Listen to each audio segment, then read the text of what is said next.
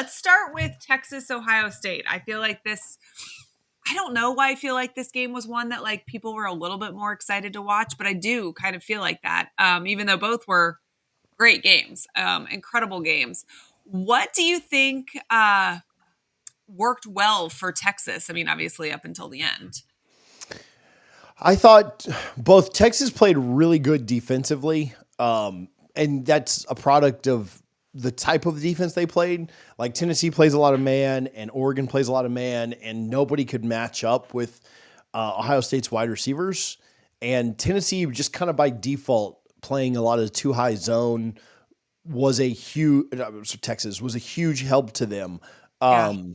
Whether they I thought they played it effectively, so I'm not trying to take away from them. They did play it and play it effectively, but I don't know if it was so much that they played it so effectively or if it was just like a shell shock to Ohio State of like how do we attack a zone. When we play I remember when we played high school basketball, we were great against man to man, like legitimately great. And we were a good team anyway. Went to the Elite Eight. Like we were pretty good.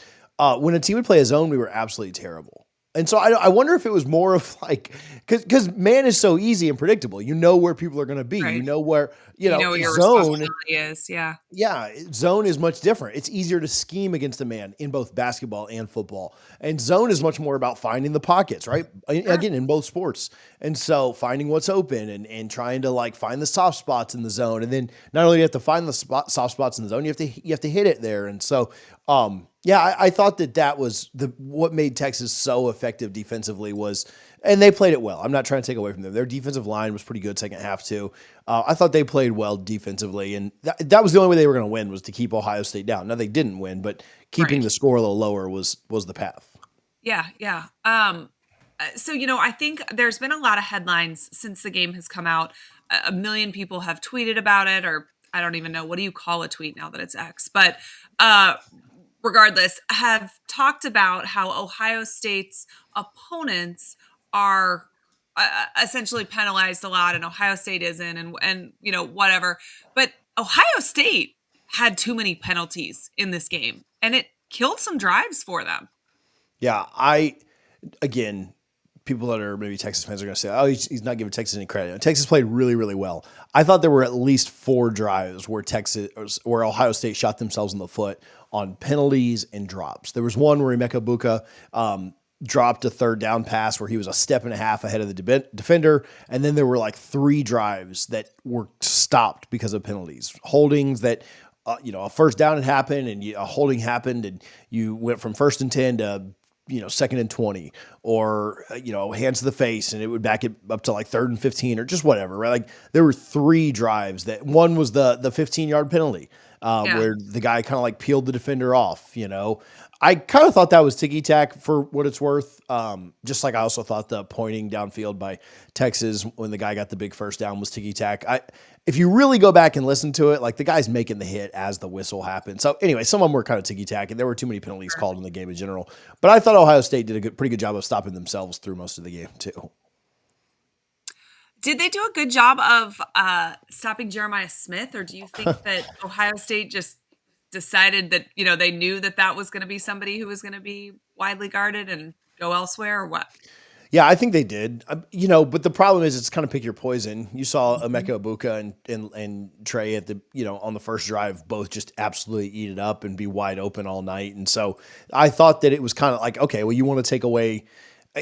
Jeremiah Smith gets so much love, and he is so elite and so great. Yeah. And he'd be my pick to win the Heisman. They still have 4 other 4 and 5-star wide receivers on their team, and none of them are going to have, I think, the NFL careers that Jeremiah has. None of them will probably end up having the college careers that Jeremiah has. But they're still better than everyone else's wide receivers. Like it's Yeah. not just Well, Jeremiah they are. Smith. They have been wide receiver you for Yeah, more than just it's this first year. like you put Jeremiah That Smith on they're Ohio good. State.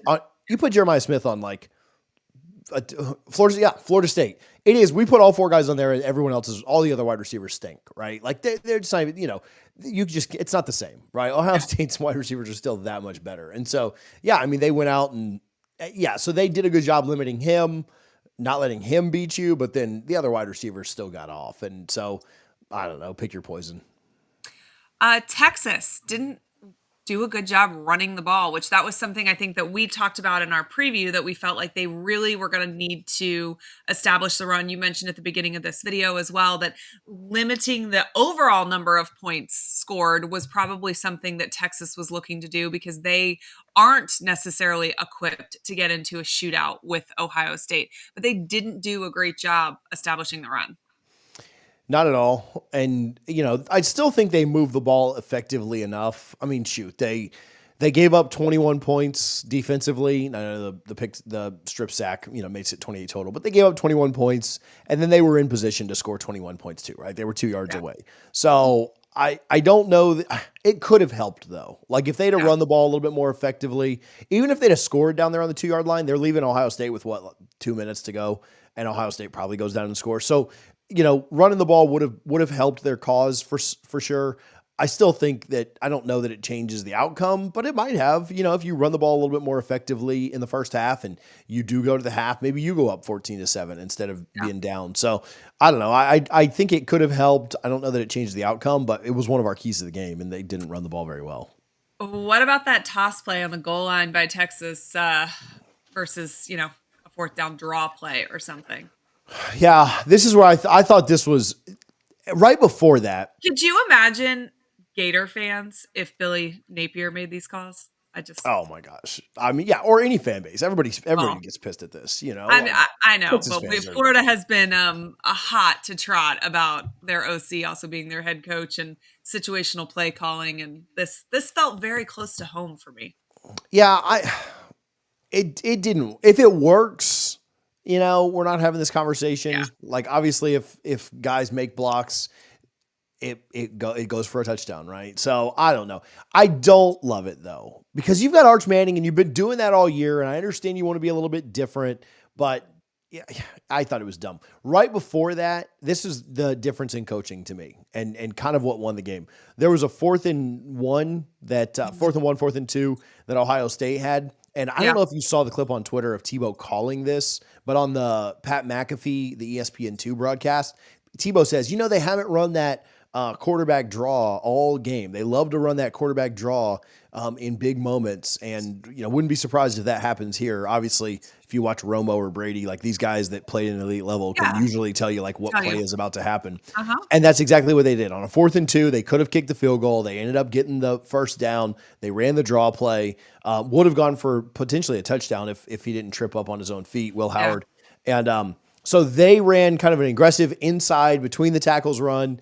And the counter to that was on 2nd and 2 down at the goal line. Texas right. tried to run a toss play.